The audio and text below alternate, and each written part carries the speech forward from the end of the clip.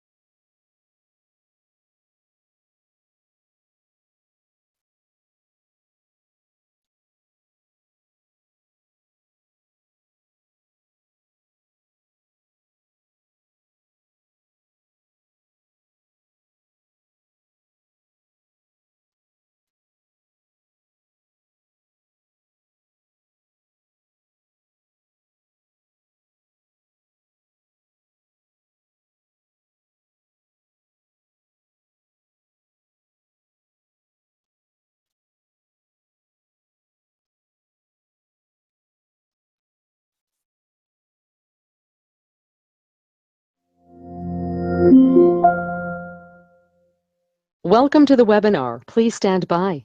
The webinar will begin shortly. Please remain on the line.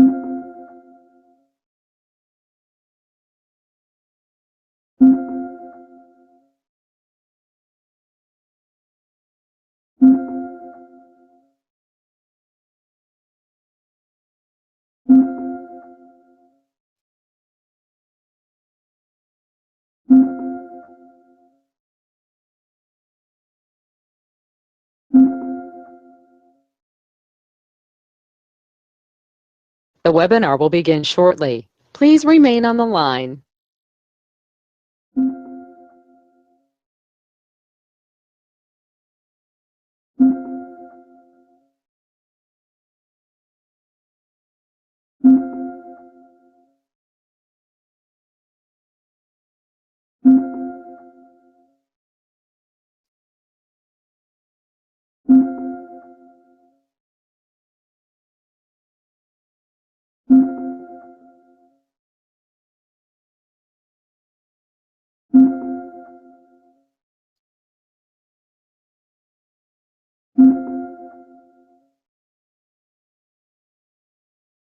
The webinar will begin shortly. Please remain on the line.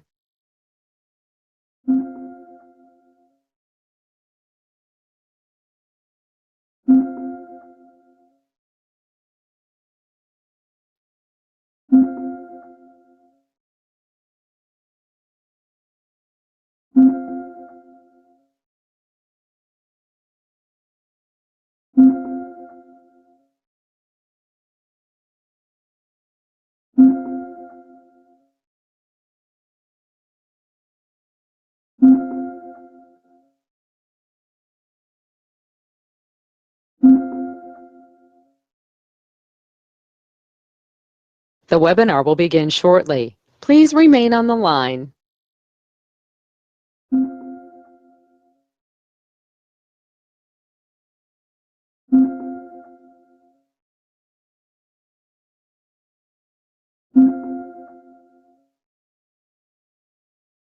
The broadcast is now starting. All attendees are in listen-only mode. Hello, everyone, and welcome to today's webinar, Preventing and Overcoming Broadcast Sales' Toughest Objections. Before we get started, I'd like to go over just a few items so you know how to participate in today's event. If you have joined the presentation listening using your computer's speaker system by default, or if you'd prefer to join over the telephone, just select telephone in the audio pane and the dial-in information will be displayed. You'll have the opportunity to submit text questions to today's presenter, Chris Lytle, by typing your questions into the question pane of the GoToWebinar control panel. You may send your questions in at any time during the presentation and we'll collect these and address them during the Q&A session at the end. Today's webinar is being recorded and you'll receive a follow-up email within 24 to 48 hours with a link to view the recording. At this point, I would now like to introduce Sarah McCann to help introduce your speaker today. Sarah?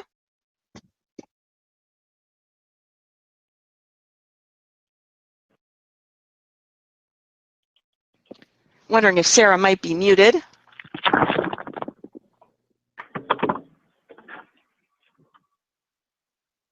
Oh, just checking in with you over there, Chris. Everything okay?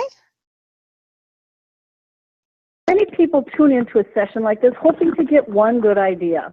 If that's your goal, may I suggest that you raise your expectation level and expect a half dozen or more great ideas during the next hour. Our speaker is noted internationally for cramming his programs full of actionable ideas. Chris Lytle's promise to you is a bold one. His webinar contains more usable information per minute than any program you've ever attended. Now that promise comes along with this warning. Education without action is entertainment.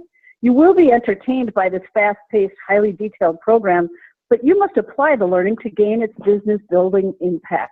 To know and not to do is not to know. Chris Lytle has conducted more than 2,100 seminars throughout the English-speaking world. He is the author of the business bestseller, The Accidental Salesperson, which was published by the American Management Association's AMACOM division. Media Tribune Services named The Accidental Salesperson one of the top 10 career books the year it was published. The second edition is out now too, and The Accidental Sales Manager, published by Wiley, is on Amazon.com and in bookstores. A small-town boy from Newark, Ohio, Chris lived in Madison, Wisconsin for 30 years before moving to Chicago because most flights from O'Hare are direct flights. And where he takes his money, he saves from not playing golf, and he spends it on dining out and going to theater. So please welcome Chris Lytle. Thank you, Sarah. Thank you, Lori. Sorry for the little delay, everybody, but welcome to the webinar.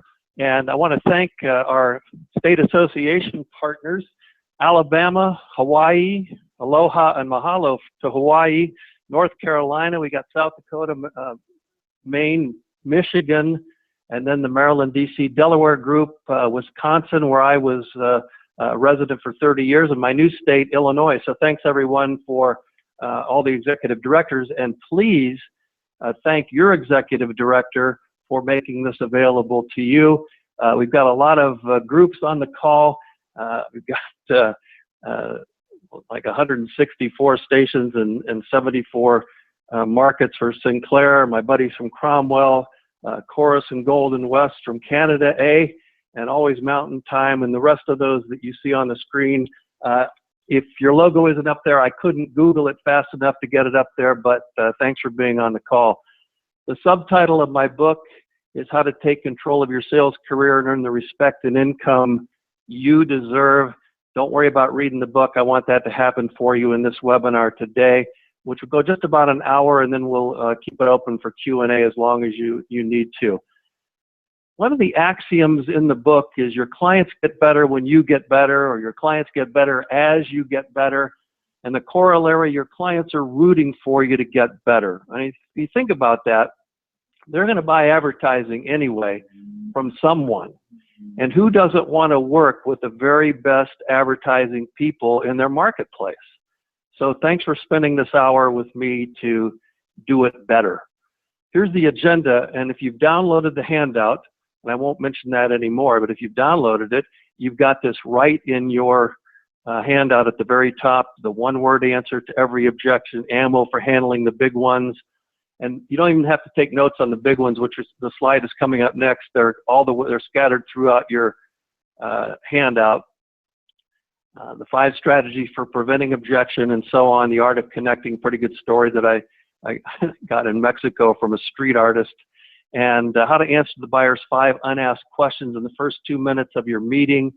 There's 5 questions that everybody's wondering when you walk in the door, and answering those quickly will really help you build rapport and prevent objections. So these are the big ones. Nobody mentioned my ad. I tried TV, I tried radio, it didn't work. I want to test your station, and so on. I'll give you another 15 seconds to read that slide.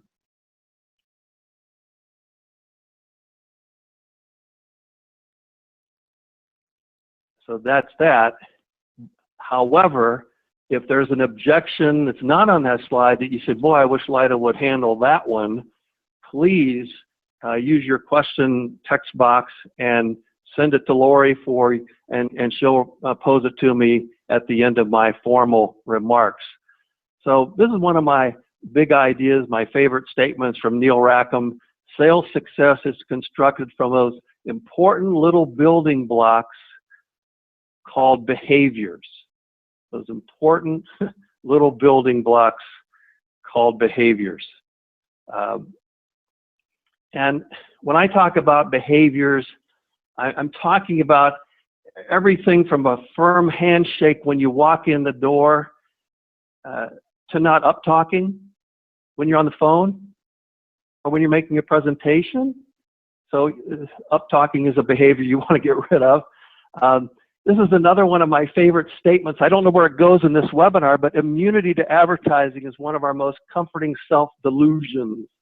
Our most comforting self-delusions. Advertising doesn't work on me. I buy things of my own free will. I'm not influenced by advertising. And sometimes you think that, sometimes your clients think that. But Ed Shane wrote about this in his textbook, a college textbook called Selling Broadcast Advertising. And if you think that advertising doesn't work, then why do people spend billions and billions of dollars? It works, but a lot of times we don't realize it's working. So one of my favorite things, and Sarah mentioned, and by the way, Sarah McCann is my partner and wife of 31 years. This is Harvey Penick, and he's the late golf pro who wrote the book, the Little Red Book of Golf. And when I was a golfer, I read it religiously, but there's a story in there about the guy that comes to Harvey and he says, I need a lesson on how to get out of the sand traps. And they walked over and Harvey stopped before he got to the sand trap and put the ball down the middle of the fairway. And he said, Pro, I told you I wanted to take a sand lesson today. He said, first, I'm going to show you how to stay out of the sand traps and keep the ball in the fairway. And then we can practice sand later. And I think when you think about that, you want to prevent getting into trouble on the golf course, and you want to prevent objections instead of handle objections to the extent that you can. And so there I am at my desk with my copy of How to Win Friends and Influence People by Dale Carnegie. The book I'm holding in my hand at the top says now over 8,640,000 copies sold. That version came out in 1964. It was first published in 1936. The copyright was renewed in 1964, and it already sold over 8 million copies. And, you know, when I was doing the dress rehearsal this session the other day, Sarah says, you're talking about all these old guys. Well, yesterday on Amazon the author rank for How to Win Friends and Influence People was number 91. It's the number 91 best-selling book on Amazon yesterday. It's number 12 in self-help books. It's number 13 in business books. It's number 14 health, fitness, and dieting books. Number 42 in books on business and money, and 92 total in all books. So 91 or 92. So it's still pretty topical. And if you haven't read it, now would be a good time to order it and read it. But Dale Carnegie famously said, you can't win an argument. The only way to get the best of an argument is to avoid it. And so we want to talk about preventing objections, avoiding arguments. If you think about it, there's 3 words to ban from your sales vocabulary. And there's a place on page 1 of your notes to put this. Pretty simple. No, but, and however. So it's an easy habit for people who like to win that they fall into, and it's a surefire shortcut to killing conversations is when you start a sentence with no, but, or however. It doesn't matter how friendly your tone or how honey sweet you say it. What you're really saying to your recipient, the person you're having this conversation with, is you're wrong. It's not, let's discuss this. It's not, I'd love to hear what you think. It's unequivocally, you're wrong and I'm right. And so no, but, however are 3 words to ban from your sales vocabulary, and certainly your objection handling vocabulary. Now here's a young Chris Lytle, circa 1976, with the City League trophy in the Madison D League of City League basketball. Very competitive guy. But the quote to the right is really what helped me, because I was taking that competitiveness into my clients' offices. And until I learned you don't have to prove somebody wrong for you to be right, 2 points of view can exist simultaneously, I was never as successful as I could have been. Once I quit trying to fight my way to every sale and to collaborate and cooperate instead of compete with my clients, collaborate instead of compete, what a concept, the success started rolling in. And so it's something to think about: collaborate, don't compete. This is my colleague and friend, Art Subject, who, that's him right there, but his one-word answer to every objection. So before I give you that, I downloaded his little ebook. It's called Telephone Tips That Sell: 501 How-Tos, Ideas, and Affirmation to Help You Get More Business by Phone. And so if you go to businessbyphone.com, that's not in your notes, this is extra, businessbyphone.com, you can get this free book, 501 How-To Tips, Ideas, and Affirmations. Now, the trouble is you can't implement 501 ideas, but the biggest idea in the book was the one-word answer to every objection, which is simply "oh." The word "oh" can be one of your most powerful questions. Oh, so your rates are too high. Oh.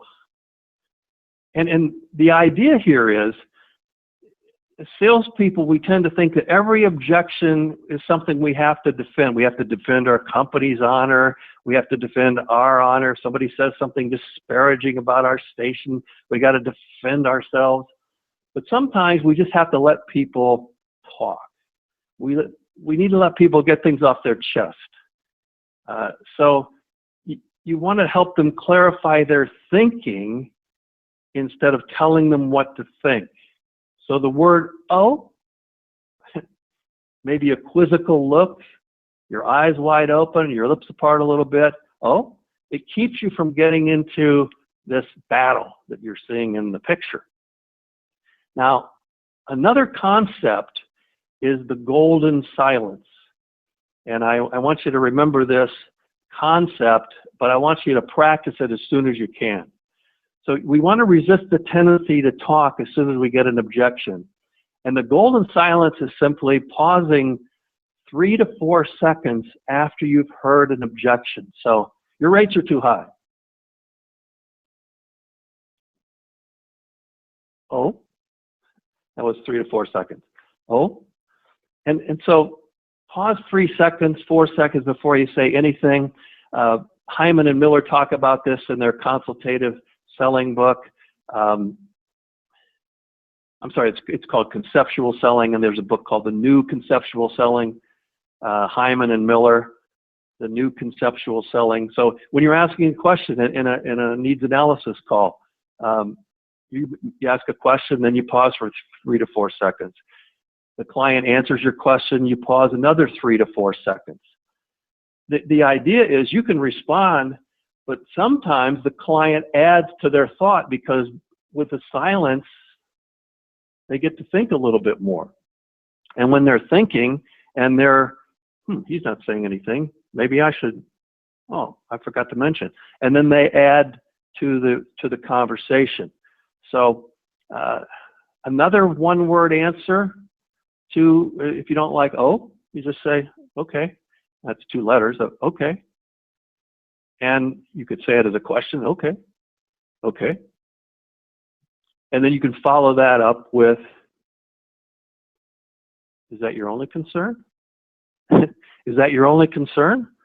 And so what you're doing, instead of getting into an argument, is you're continuing the conversation. You're going deeper into the objection.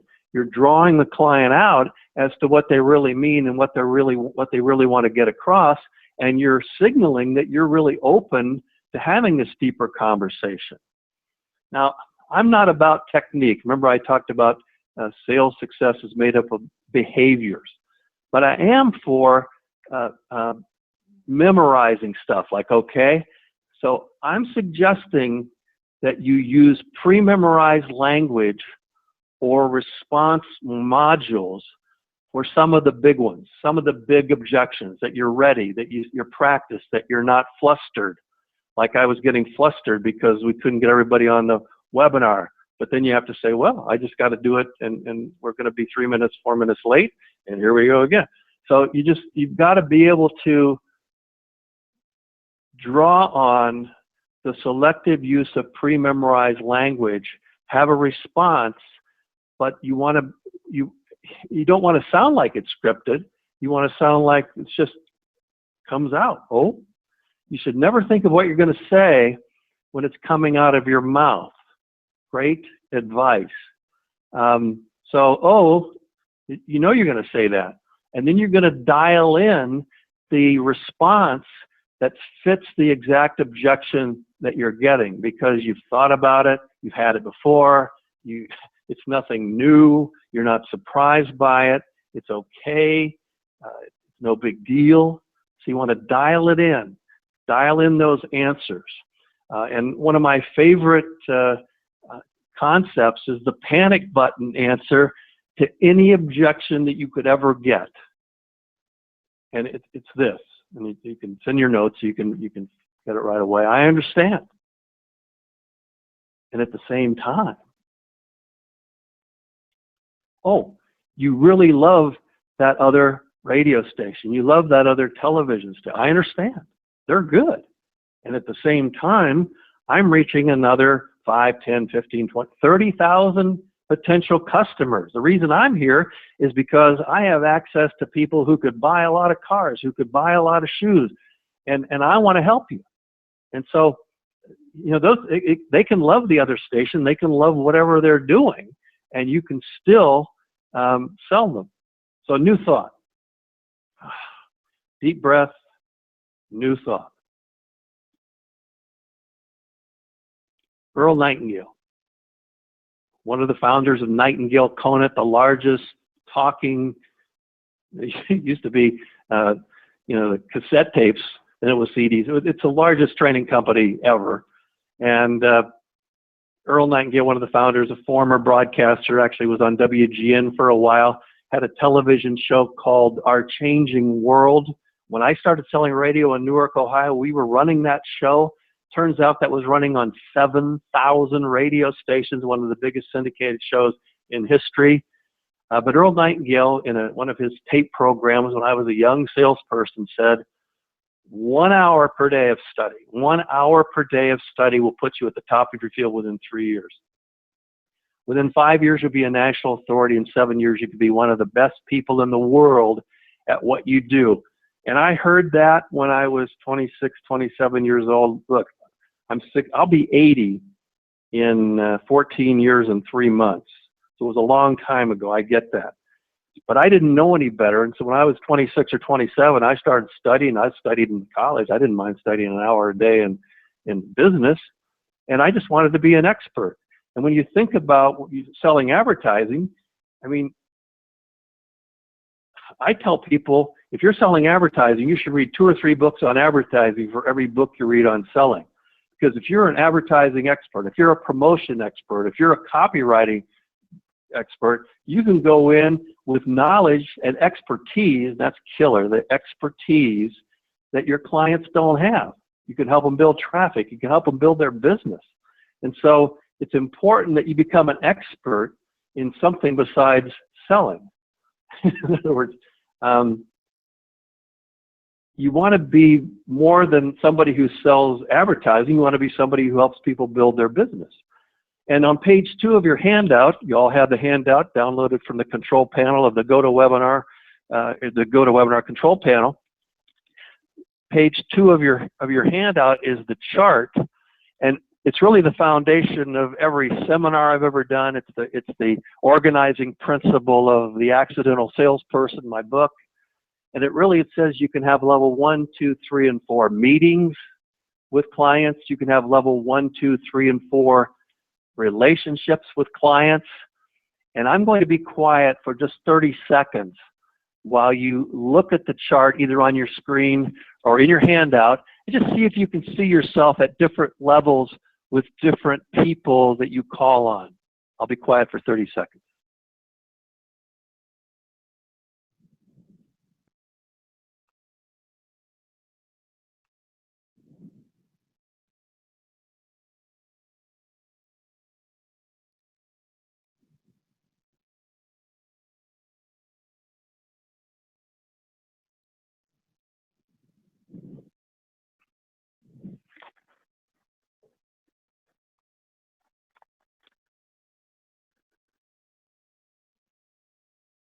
Okay, you'll have that in your handout long after I'm off the air.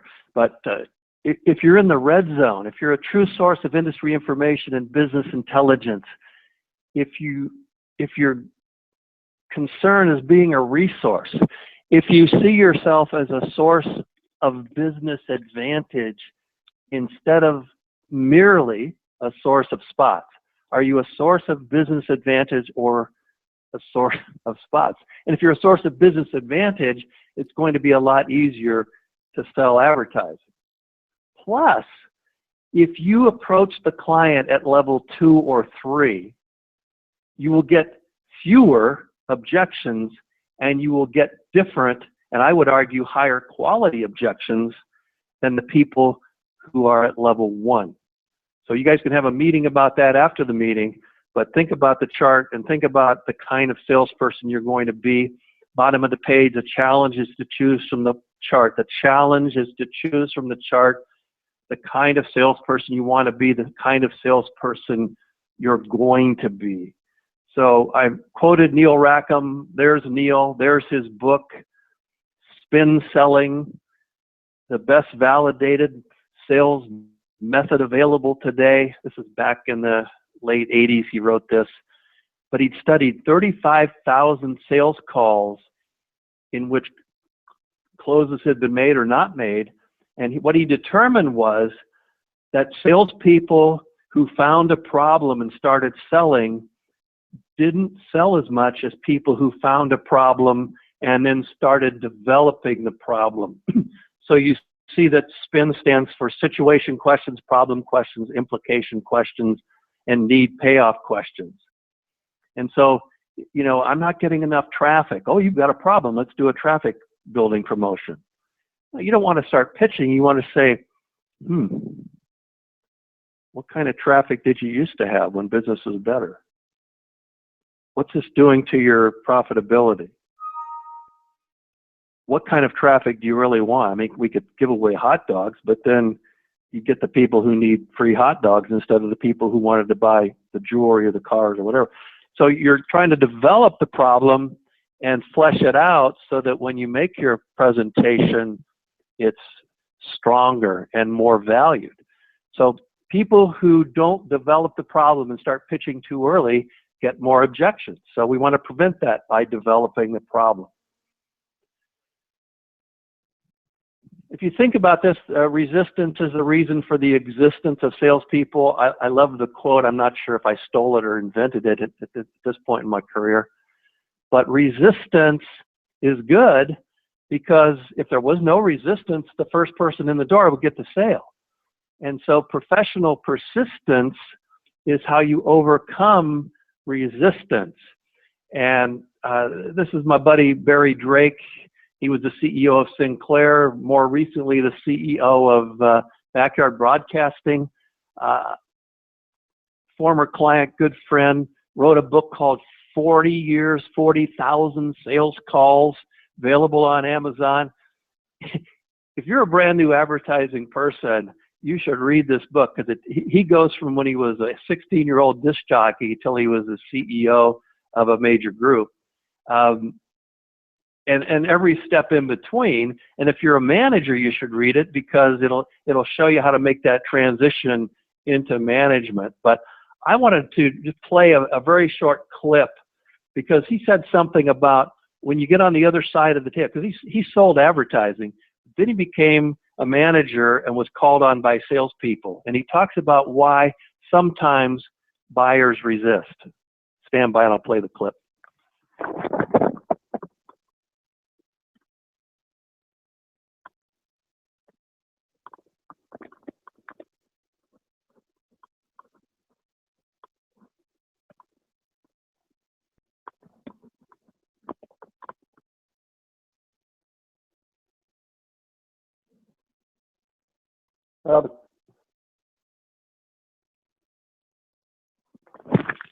I won't play the clip, but the clip says, sometimes you just want to see if the person will come back.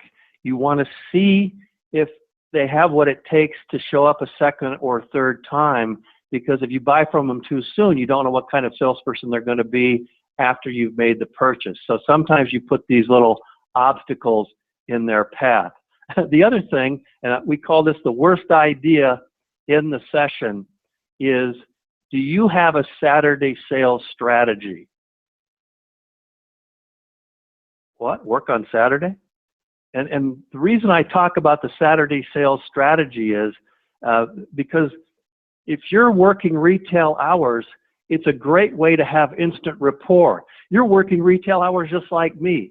And so if you go out on a Saturday from 9 to noon, 9 to 11:30, and see a few people, bring them an article, see how they're doing, bring them a cup of coffee, but talk to them about business a little bit, they're going to see you as different than all the other people that call on them. So think about having a Saturday sales strategy. And it's just doing something a little different. You know, get out of the lockstep that all the other reps in your market are in, and just divert a little bit and be different, do something different. So I'm going to tell a story and get into some objections, but this is Len Mattioli, Crazy TV Lenny, and some of you have certainly heard me talk about American TV and the Ice Storm sale over the years, but a lot of people don't know this, that he hired me out of my radio job, and I became the advertising director of American TV and Furniture in Madison as we were going from a $7 million business to nearly an $80 million business. And I was called on by 168 different advertising people selling all kinds of different media. And I will tell you this, that sometimes those presentations were so level one. Here's our media kit. Here's our coverage map. It just got crazy boring. And one time, a guy came in, he was from a small market. He'd driven 45, 50 miles to see me because we'd solicited some presentations from outside of our county. And I just looked at his stuff, and I was bored, and I was probably mean. I sort of regret this now, but I said, you know, your rates are just too low. And I just wanted to see what he would say, really. I was bored. I wanted to see what he would say. And what he did was he just picked up his media kit and said, okay. Instead of, wow, I've never heard that before. That's an interesting one. If we doubled our rates, would you be a better prospect? But I wanted someone to come back at me and challenge me a little bit instead of just come in and your account's been assigned to me, just following up. You said you wanted to meet with me. I wanted people to have a plan, have a take, have some good questions, have something to share with me. So, new thought, okay? Being known before you know is a key success force in advertising. One of the reasons you advertise is to be known, being known before you're needed. Being known before you're needed is the success force. And I called on the Octopus Car Wash. It doesn't matter who the story's about, but we've all heard this, this objection. And the objection in this case was nobody mentioned, in my case it was radio, nobody mentioned the advertising. And so I was in the Octopus Car Wash. Jeff Jerkins was the owner's son and was running the advertising for the 3 Madison locations. And he said, Chris, I'm going to cancel my radio at least for the next 3 months because we've been advertising for over a year. And I just did a survey and nobody mentioned WIZM radio as a reason they came to the office. And I said, well, tell me about the survey. He said, well, we asked the first 100 people who came to our Park Street location, why'd you come to the car wash today? And 96% of them said, because my car was dirty. Nobody mentioned the advertising. I said, I know. And the answer to that is people respond to needs, not to ads. People respond to needs, not to ads. And, you know, today, Google is the new Yellow Pages. And if you think about it, Google was incorporated in 1998. That's like 18 years ago. It's only 18 years old. And if you remember the Yellow Pages, I mean, I got a Yellow Pages the other day on the front stoop, and it ended up in a landfill because nobody needs a phone book anymore. It's almost a joke to get a Yellow Pages.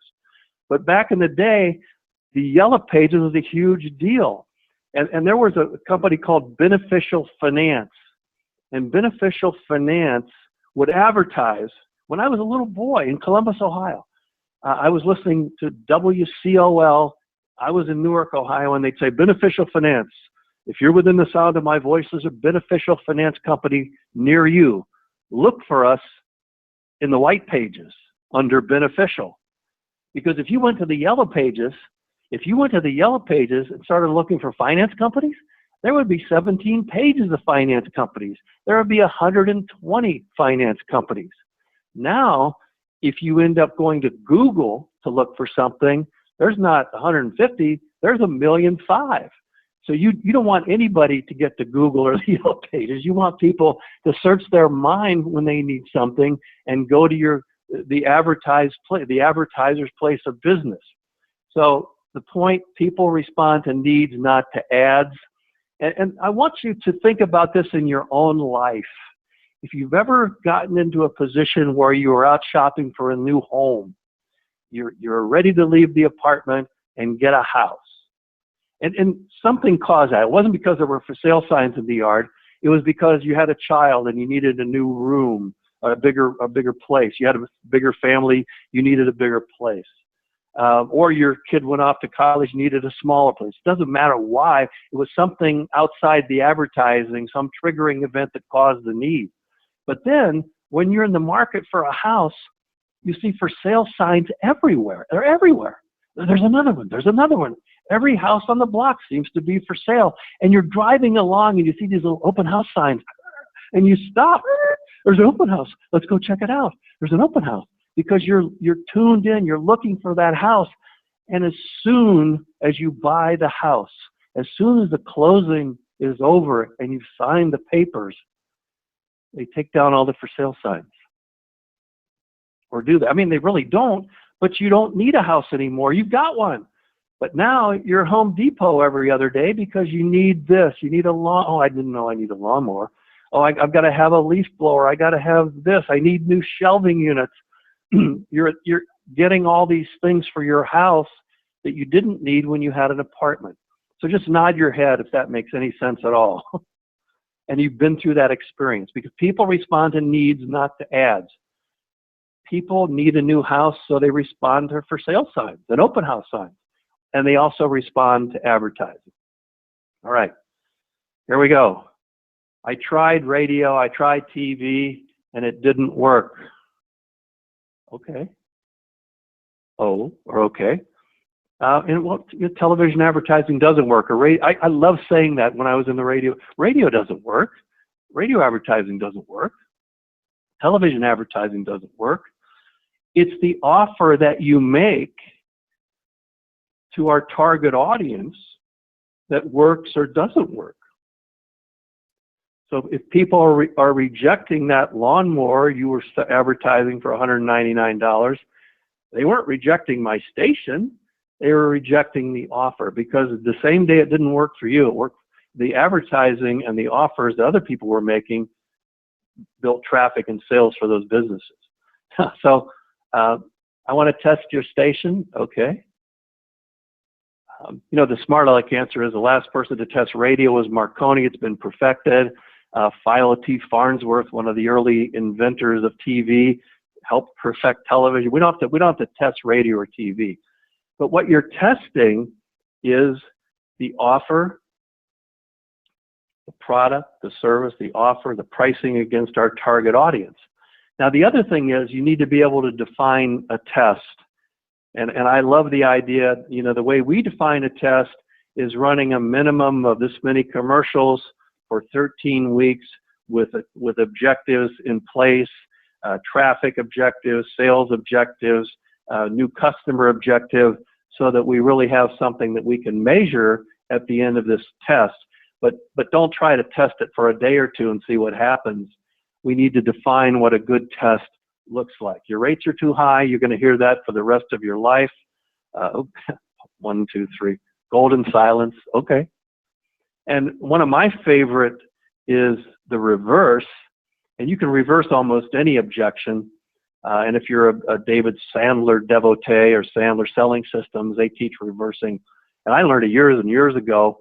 But I love reversing objections. And you just simply say, when you say too high, that means, or too high means, and you ask it very calmly. Notice how calm I am. Too high means, well, you're charging $25 and your competitor's charging $19. Oh, so we're $6 apart. I see. So now we know what kind of objection we're answering, and we can either justify or negotiate based on a $6 difference instead of a $25 difference. So we want to find out what people mean and get them to say more about the objection instead of just answer it. All right. So old friend of mine, Mike Varney, used to be a rep at the radio station I work with, and he went over to across the street, and he was good. And I used to hear, Mike Varney is handling my advertising. And I would say, oh, Mike's one of the good guys. He is one of, I am so glad you're working with Mike. He's one of the absolute best. And at the same time, if Mike knows I'm competing for your business, he's going to work that much harder for you, because he knows I'm really good with ideas. He's good with ideas. But no, look, we all get complacent. After we work with somebody for a year, 2, 3, we start to get complacent. We take the business for granted. So just let him know I'm competing. And now you'll have 2 reps bringing you good ideas. That works like a charm. So there's another answer. So everybody's listening to Pandora. Everybody's watching Netflix. Nobody watches TV anymore. They're all watching on demand. So when any time you hear everybody or nobody, people are really talking about themselves and not everybody or nobody. And so this, you know, I heard this when I was doing the advertising for Lincoln Auto Parts in Little Centralia, Illinois. And I was talking to Larry Lincoln. There's Larry. He said, nobody listens to the local station, Chris. Everybody listens to the classical music station out of St. Louis, which is like 60 miles away. And so I said, Larry, a lot of people listen to the local station because they want the local news, they want the local weather, they want to know the funerals, all that stuff, births and deaths. Everybody is not listening to the station. You're listening to the FM station out of St. Louis. So we're going to run this commercial on the Centralia radio station. It's going to be just for Centralia. And it was Larry Lincoln and his brother Leonard. And they got on the air and said, hey, if you see us at the Green Grill, don't come up and tell us you heard our ad on the radio. And if you see our wives at the IGA, you don't have to say you heard us on the radio. Whatever, you don't mention it. Why are we on the radio? Because we're do-it-yourselfers just like you. They had an auto parts store. You're fixing your own car. We're doing our own commercials. Let's get together. Now, of course, they said don't mention the ad. And everywhere they went, somebody would say, hey, Larry, hey, I know I'm not supposed to mention this, but I really like your commercial. So anytime somebody says everybody or nobody, or they're talking about themselves, and you can deal with that. So I'm going to see if this works. Stand by.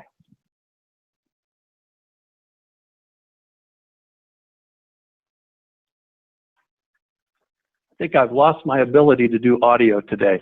So that's good because we're okay. But this speech on YouTube, you can see what the title is. I've tried to disguise the title with dollar signs and number signs, but that's Bob Hoffman. His talk is profane. It's a 45-minute speech to the Advertising Week audience in Europe, in London, I think it is. It's profound. And it has every answer you'll ever need for, I'm on Facebook, I use social media, I don't need advertising, paid advertising. And I'm sorry that it's not working. Let's just make sure it isn't working. I'm sorry that my audio isn't working right now, but if you'll go to YouTube and just search for Bob Hoffman, the golden age of BS, you'll find it. If you haven't watched it yet, you're missing something. If you're not reading his blog, which is the Ad Contrarian, make a note of that, the Ad, I think it's in your notes, but the Ad Contrarian,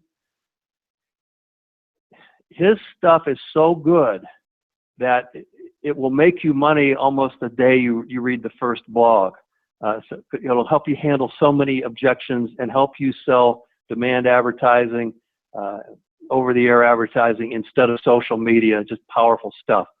And the other thing he says, the youngest members of the baby boom generation, the generation that changed marketing and essentially invented consumerism, now the youngest is turning 50, the oldest members are now over 65, they control 75% of the nation's wealth, 50% of consumer spending, 62% of new cars, they dominate 94% of all consumer product, consumer product goods, target for only 5% of the advertising.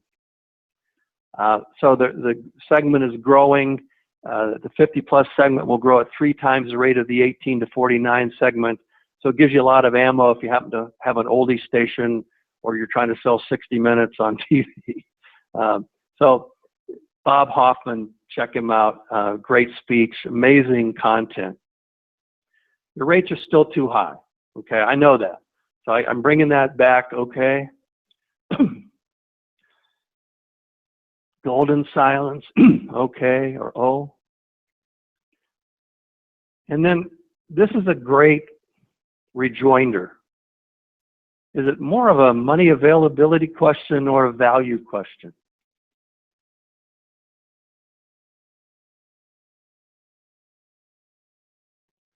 Is it more of a money availability question or a value question?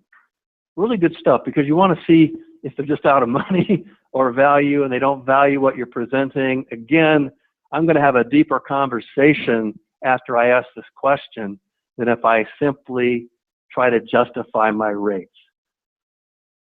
Well, what kind of value added do I get? Now, I love this answer, and I dare you to try it. But don't do it as like a smart aleck, like I'm going to do. I really identify with George Clooney in Up in the Air, Frequent Flyer. Now, in that movie, he got his 10 million mile pin because he would fly around and fire people. I used to fly around and do seminars, and I've only got 930,000 miles on United alone, but I've flown well over 2 million miles on a bunch of different airlines. And one of the things that I know for sure is that with all these airline mileage plans and frequent flyer deals, airlines reward people for flying, not for threatening to fly. So if you're a first-time flyer, you can't go up to the desk and say, hey, I need an upgrade.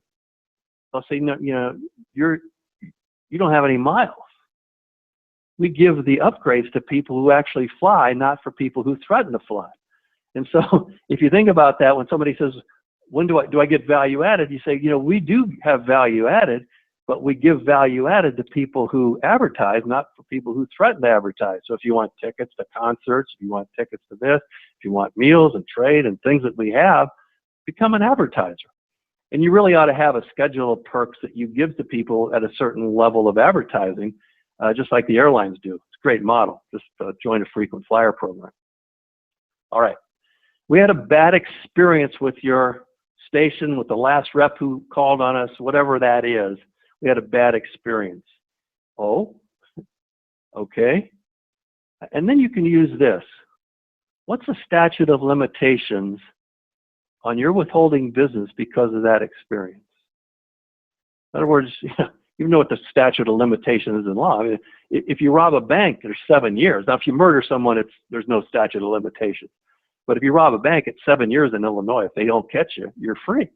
So, you know, so what's the statute of limitations is a great way to diffuse that.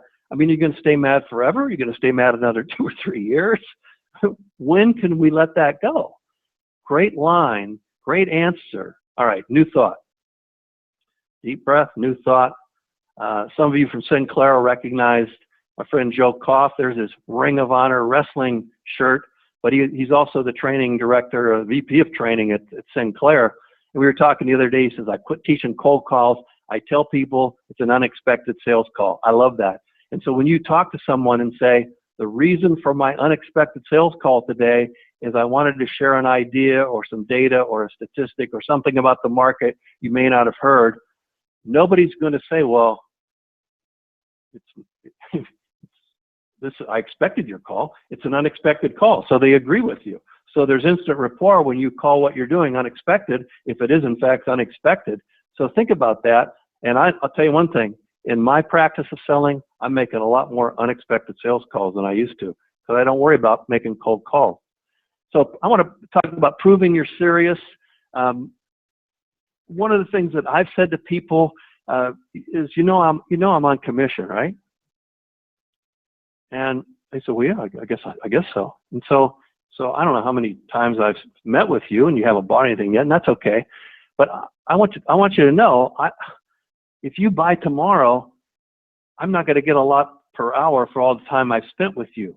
I make my money on the second, third, fourth, fifth sale, the renewal. When you buy an annual contract, when you have enough confidence in me to do business, and then you start making a lot of money because you're selling a lot of our listeners or viewers more stuff. So you're going to make a lot more money than I am, but I'm going to make money when you make a lot of money.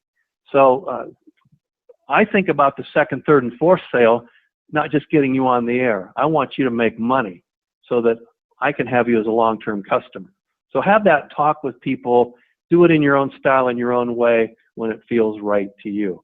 All right, so we've got to keep moving. We've got a lot of things to go. Started 7 minutes late, so I'm going to get this wrapped up in the next 10 minutes. But I don't know if I even wanted to bring this up, but if you've never walked away from a bad deal, you probably aren't making as much as you could. Because if you think you got to take everything,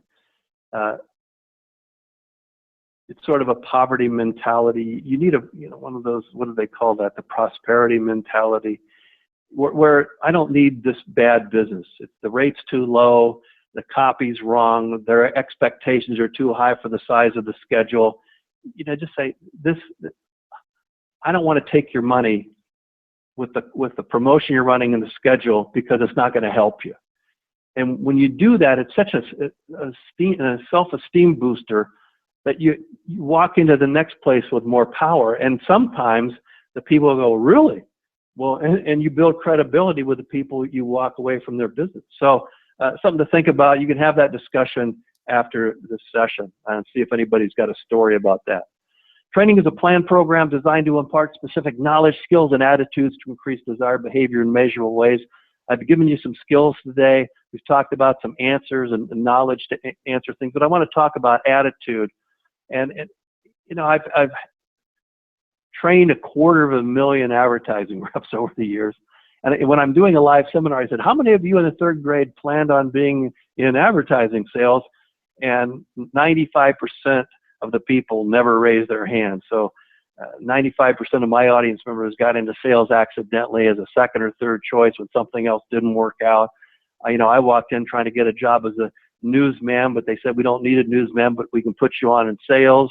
And all of a sudden I was selling instead of being in the news. I was a political science major. They said, well, you can read, can't you? You can research. You graduated. You must be pretty smart. You'll be good at sales. And I never looked back. But if you got into sales accidentally, your mantra might be, I was looking for a job when I found this one. And if you have that attitude, then you're not going to be as strong when you walk into a place. And I want you to have some swagger. I want you to walk tall and be bold. And so if you think about this, you got to have that attitude and the mindset. And I was online the other day and I Googled best sales advice I ever got. And if you Google best sales advice I ever got, you're going to find an article, and it's 70 gurus. They didn't ask me, but they asked a bunch of gurus, sales gurus. What was the best advice you ever got early in your career? And the one that really stood out was this one from Jim Cathcart. The goal is not to make a sale. And this is one of the guy at a life insurance company said, hey, Jim, the goal is not to make a sale. The goal is to make a difference. And think about if that were your mindset, how much more power you would have when you walked into the client's office or the prospect's office. And think about your level of commitment. And you have that little arrow in your handout, but you can go from wish to hope to like to try. So I'll try, to want, to I'm committed to make this happen. And I hate the word try. You're going to come to my party next week? I'll try. That means no, there's got to be something better than coming to your party. So try means no. Try means I'd like it to happen, but it ain't going to happen. So remember the chart, remember the red zone, remember I'm a source of business advantage, and walk in with your head up high and excited to be there to make a difference, not just to make a sale. All right. I want to talk about 5 strategies for preventing objections. Number 1, enjoy your job. If you're really enjoying it, I hope you can tell I'm enjoying doing this webinar. I mean, I'm having a ball. Had a couple of restless moments, but I'm having a ball. Tim Gallway wrote a book called The Inner Game of Tennis. There's a tennis ball in his hand. But 25 years later, he wrote The Inner Game of Work. And he wrote it because he said, I kept hearing that all these CEOs were applying the inner game of tennis to their company. And in his YouTube lecture, he talks about the performance, learning, and enjoyment triangle. And he says, how many of your bosses ever, to the salespeople or the employees, how many of your bosses ever talk about enjoying your job? How much do they talk about performance? And people say, that's all they talk about. They don't talk about enjoyment or learning. They just keep talking about performance. They talk about performance more than anything. And yet, if you're not learning and you're not enjoying your job, you're not going to perform as well. That's Galway's theory. So part of it is, I got to be enjoying what I'm doing. The 3 vibes, I'm glad to be here. I know what I'm talking about. I love what I'm doing. If you're giving that vibe off, those vibes, you're going to have a lot more power than the person who walks in and says, your account's just been assigned to me. Nobody else wanted to call on you, so here I am. I'm supposed to make 5 calls today, and I guess you're one of them. I know you wouldn't say that, but you want to walk in glad to be there, know what you're talking about, love what you're doing. So try this icebreaker. I think we may know someone in common. And of course, you check their LinkedIn page, you Google them as you're part of your pre-meeting planning, and you can talk about someone or something that you have in common. Strategy 3, have a valid business reason for every interaction. Google valid business reason. I've got an idea, I've got a statistic, I've got some new research, I got something that you'll want to see. It's not I have to call you, I'm supposed to make 25 calls today to try to get an appointment. It's I've got a valid business reason for calling you.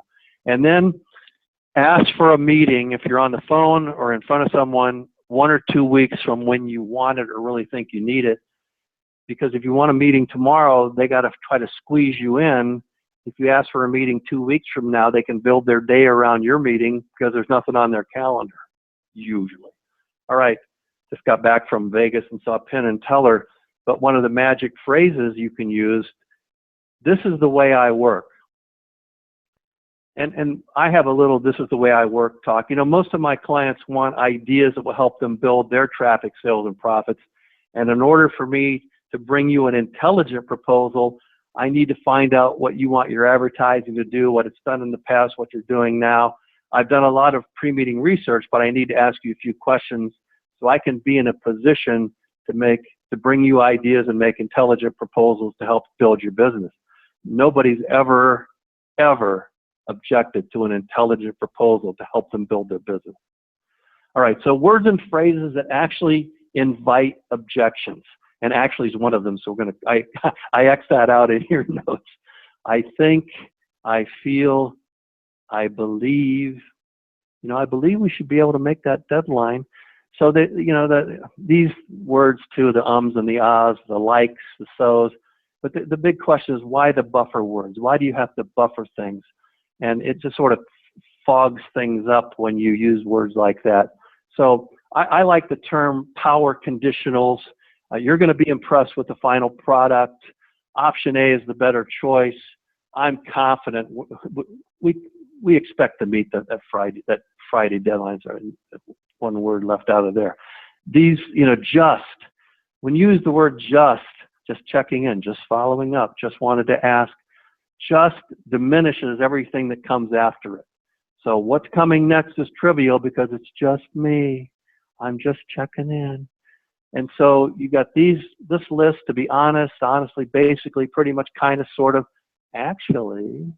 So any of those words you can eliminate, do. And if you don't have a little pocket recorder, you can do it on your phone now.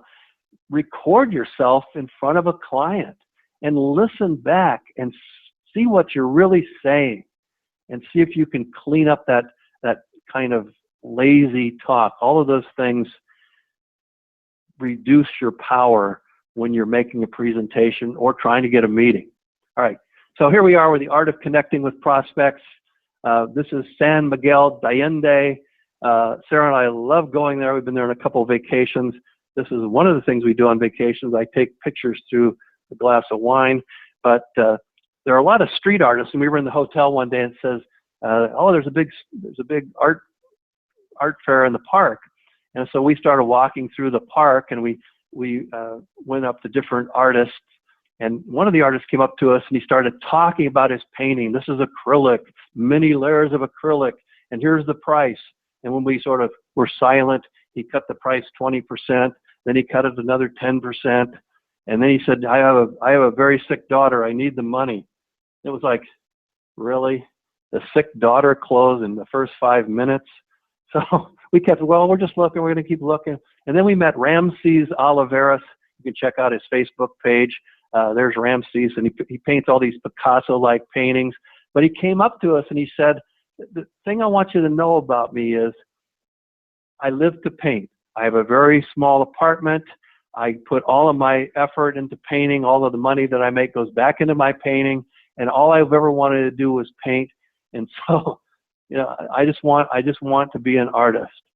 And so he told this story. And we liked a couple of his paintings, and Sarah and I went to the cash machine to get the cash to go pay him. And we were in the cab, and I said, hey, you ought to say, instead of buying that one painting, you ought to offer him another couple of hundred pesos and get two.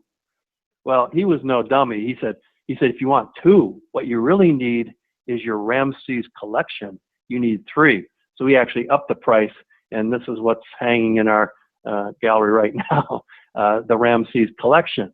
So in What Great Salespeople Do, Michael Bosworth and Ben Zolden talk about the three stories that you need. The who I am story, and that's what Ramses told us, the art of connecting. Who I represent, and that's the story of the founder and the station and why you're in business that you're in. And then who I've helped, and those are the people, the advertisers, the business people that you've helped in the past with your product or service and with your ideas. So you need those three stories, and you can use other people's stories until you get the ones of your own. All right, a couple more quick things. Reactance.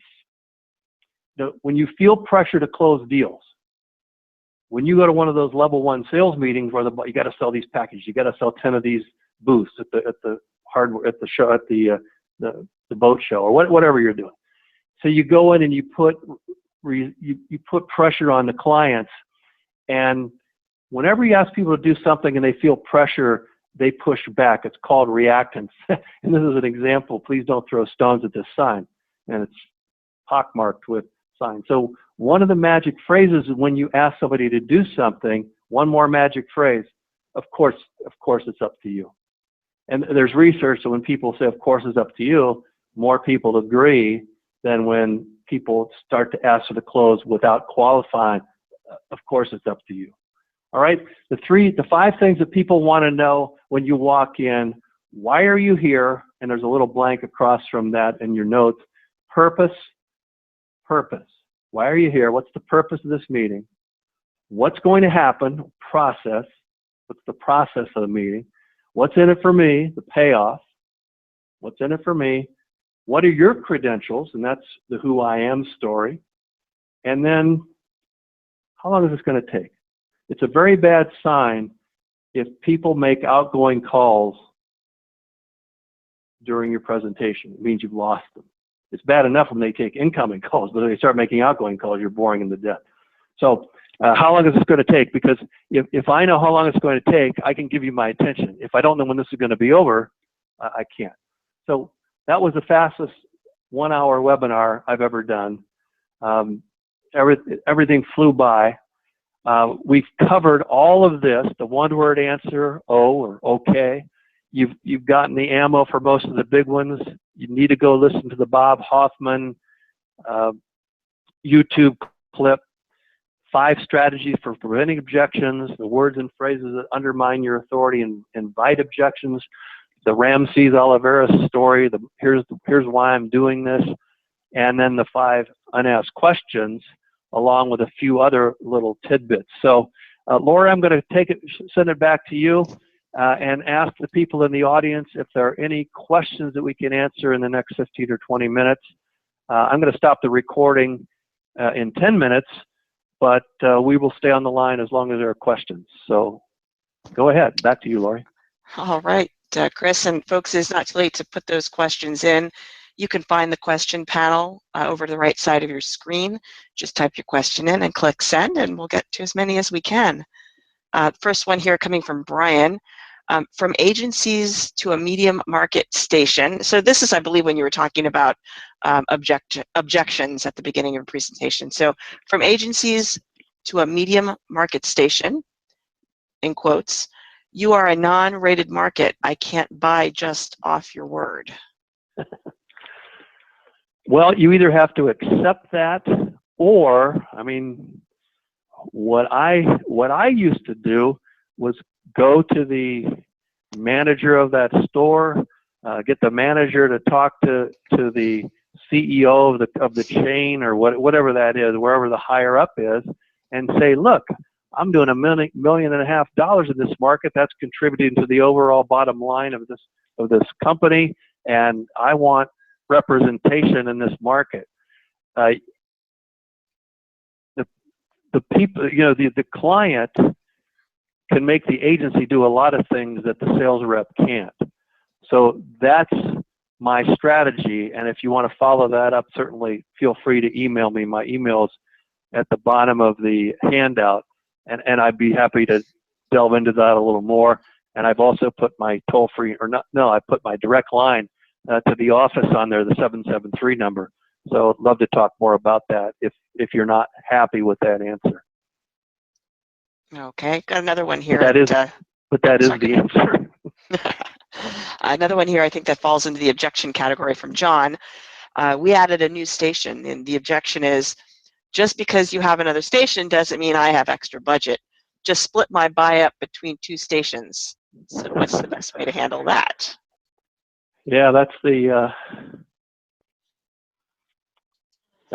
a great one. Yeah, they didn't ask for you to put that new station on the air. So yeah, I think part of it is you didn't give them the valid business reason for doing it, or you wouldn't have got that objection. And see, the reason we put this station on the air is because the station you're on now was reaching this audience, and you need to reach this audience, but this audience has this kind of money, buys this kind of thing, does these kinds of, has this kind of consumer behavior, and you need to build the business case for why you did it, not just say you need to buy this other station. So probably there's something lacking in the communication. You can go back and certainly justify doing more, and talk about shifting money from other media and not just the other station. But you do need to have a valid business reason for asking them to buy that station, and especially to show them how to build one of their departments, to show them how to build. If you're selling this, you need to be advertising it heavily on this station, and then you need to have the budget on this station to sell these items, and be more strategic than just trying to get them to buy more. Okay, got one here from Jessica, and she's asking, will silence after an objection look like hesitation on my part? You want it to look like hesitation. It is hesitation, and it's not because you're afraid. It's because you're absorbing, you're listening, you're pondering. You're not afraid. You're calm. You're taking it in. You're allowing this person to say whatever they want, and you're not fighting back. And it's that if you feel uncomfortable with that, I get it. And one of the questions in the discussion questions that you have, and I hope you've downloaded those, and I hope you'll have the meeting after the meeting, and I'll tell you why in a second. But the big thing is, as salespeople, we think we have to have all the answers, and we really need to have the questions, and we really need to have the patience and the desire to listen to our clients. So the 3 to 4 seconds is not showing fear; it's showing respect. Okay, Bob is asking, and this I think is also during your objection discussion. I know you have a lot of other solutions or products that can help my business, but I already give you 50% of the budget. I can't put all my eggs in one basket. Oh, well, here's the thing about putting all your eggs in one basket.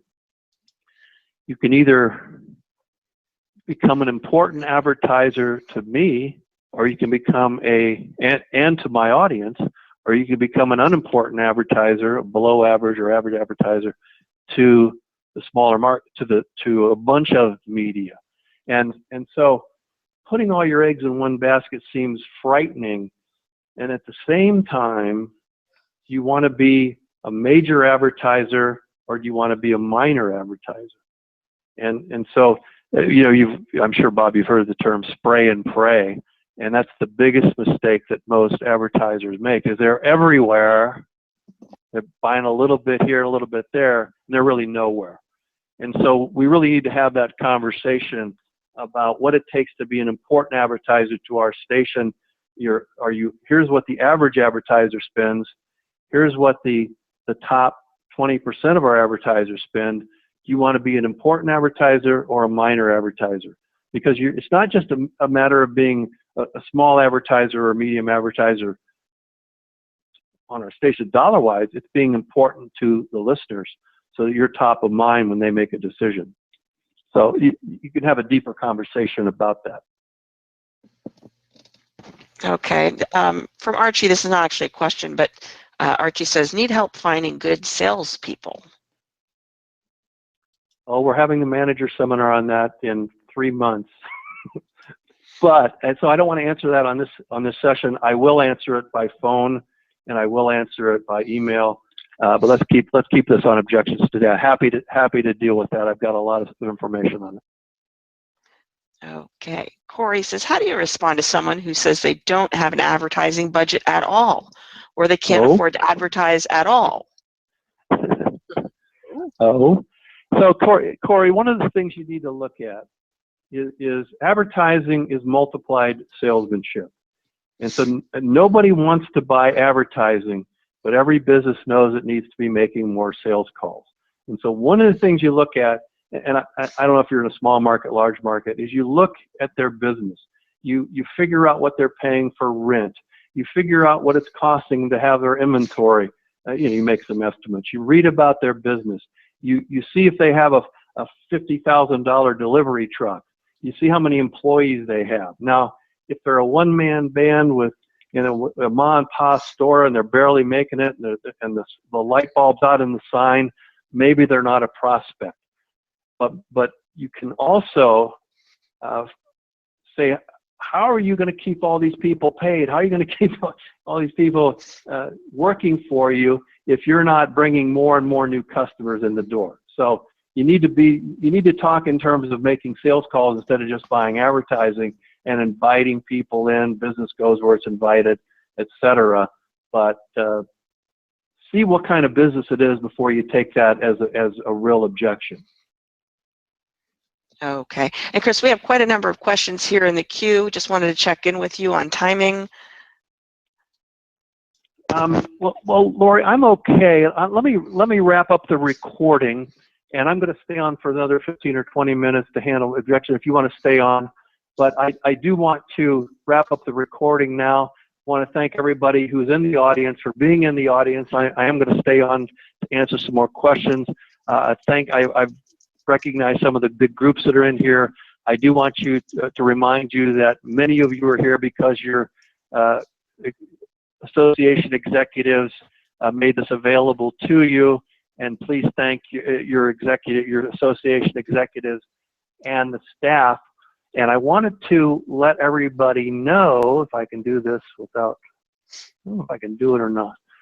If you go to instantSalesTraining.com, and instantSalesTraining.com, there is a schedule of all the webinars that we're doing in this 8-webinar series. And so we look forward to having you back. We've got a manager's session in March. I believe it's the 16th, and we've got the next sales session is in May. So we're going to be doing a sales session every quarter and a manager session every quarter. And if you're part of the series, you'll be getting information about these as we go along. So about a month ahead of time. So let's get back to the Q&A, and we'll stop the recording. And thanks everybody for being part of this call. And one more story. I told you I'd talk about this before I let you go. I did this presentation at a big industry conference. It was a standing room only, live presentation, hour and 15 minutes. I nailed it. And I was saying, wow, I did such a great seminar. And people were coming up and shaking my hand and thanking me for all this great information. And about the 7th guy that came up said, that was a pretty good talk, Lytle, but I got to tell you, I learned more at the bar after these things than I do from any of you speakers. And I said, really? He said, yeah. I said, that's when my partner and I compare notes of the seminars we've been to, and we talk about what we think we learned, and then we talk about what we can actually take back and use. And so the discussion questions are designed to help you review what you think you learned, and then to set an action plan for what you're going to do. And on page 6 of your handout, there's also an action plan that lets you say, I want to use this idea, this idea, this idea, and then here are some of the prospects and advertisers that I can use it with. So as we stop the recording, I will say thanks to the sponsors, thanks to the groups, the state associations, we appreciate that. And it's been a privilege working with so many of you. I used to have to travel about 50 days to talk to this many people, so it's a real thrill. Thanks, everyone. All right, Lori, the recording is stopped, but I'm still here. Okay. Question here from Ashlyn. We aren't rated, and people are always asking us exactly how many people are listening, and how do we know? How would you respond to that? Well, you know, you're not rated, so you can't respond to it exactly. And the thing that many stations are doing is, you know, they're having some kind of a club where they take registrations, they ask for emails, they have contests, they collect emails, they collect names, and they have that on file, and they say that these are the people that respond to our contests. You know, what percentage is that? 10, 15%? Look how many more listeners we have. So you have to have names, you have pictures of an audience that you had at a remote. You have an event and there's pictures. So, you know, if you're a local station, you have to use, and an unrated station, you have to use the visual proof, some of the anecdotal proof, and then just ask. You could go look at the dial position, and you used to be able to do that in the car, just see what the dial position was. Now everything is digital. But ask people, what radio station do you listen to when they come into your store? Find out. So I do like the, you know, having contests and having names that you can present to people. Not that you're going to give them the names, not that you're going to sell the mailing list, but that you have a responsive audience. And of course, if you're an announcer on one of those stations and you mispronounce the name of a street or the name of a person, you get 100 phone calls saying you made a mistake. So we know people are listening. Okay, Carl's question. How should I respond if a client says, I did not get any results and I don't want to continue? Well, you're going to have that conversation, and the first thing is, when you say no results, that means, and then you have that conversation, so how are you going to measure results? Now, Carl, obviously, I don't know how many years you've been doing this, but before you sell the schedule, you need to have the conversation, what will have to happen to your business for me to come back in 13 weeks? I'm assuming you sold a longer schedule, maybe you didn't. For you to say you're happy, what would make you a happy customer 13 weeks from today? Now, if they're only buying a 1-week schedule, then you got another problem. The other question is, what results are you looking for, and then what are you advertising? Because if you're not advertising a specific price and item, then there is no way to measure the results unless you're seeing if you have more people through the door. Are you measuring the traffic count? Are you measuring number of tickets? Are you collecting names? Do you have the names of everybody that's done business with you in the past? And then did you add new names to your customer list as a result of this? I remember when I was in the retail business, when I was the marketing director of American TV, we would run these new stations, and every sales order we would track the zip code and then put a pin in the map and then say, gosh, we advertised in this county, Dodge County, Wisconsin, and 2 weeks ago we had 3 people come in from Dodge County. We weren't advertising. We added that little radio station out in Dodgeville, and holy mackerel, we had 27 people come in from that zip code. Maybe that radio station's working out there. So we were tracking and measuring collecting customer names, looking at zip codes, looking at new traffic counts. So you need to have this in place beforehand. What does good look like? What are you going to measure to know if this advertising is actually working?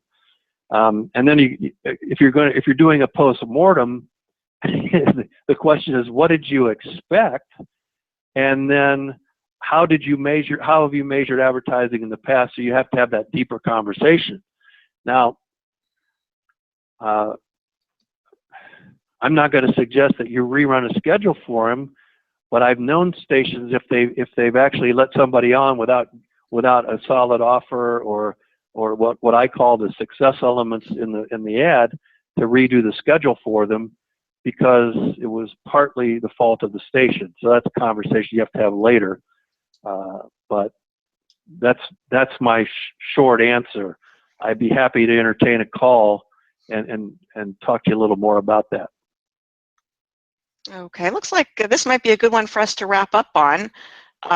Question from Michael. Do ratings matter in advertising?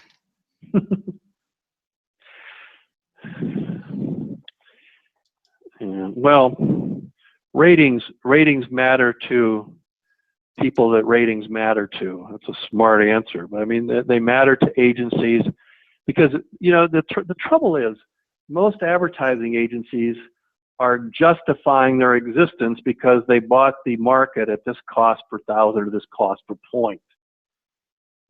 Nobody's measuring them on how many things did you sell. And so ratings matter because it's a way to measure efficiencies. But what really matters is, did the cash register ring? Did you sell the advertised items? Did you get new customers? What was their average dollar per ticket? Did you build your business? What's the lifetime value of the customer that you got? So there's a lot of things that you can work on besides ratings. So they matter to people who are judged by buying cost per point. They don't matter as much to the people who are business owners, managers, who are one-offs, local merchants, because they've been in the market a long time and they know the station works. All right, well, I'll go ahead and pass it back over to you, Chris, for any closing comments. Wow, we still have a bunch of people in the audience. I do want to thank you for staying on this long, and thanks for indulging us for our little delay at the beginning. But I'm glad to be here. I know what I'm talking about. I love what I'm doing. Great vibe to give off. And I hope I was able to maintain that energy and that vibe throughout this session. And I hope that some of that will rub off on you, and that you'll think about enjoying what you're doing. This is advertising. You're selling. Advertising is a fun business. And even though you're on some kind of commission, you ought to be having fun doing this, because coming up with ideas and helping businesses and being a source of business advantage is fun, and it's a great business to be in right now. So long, everybody. Thanks, Lori, for everything. My pleasure.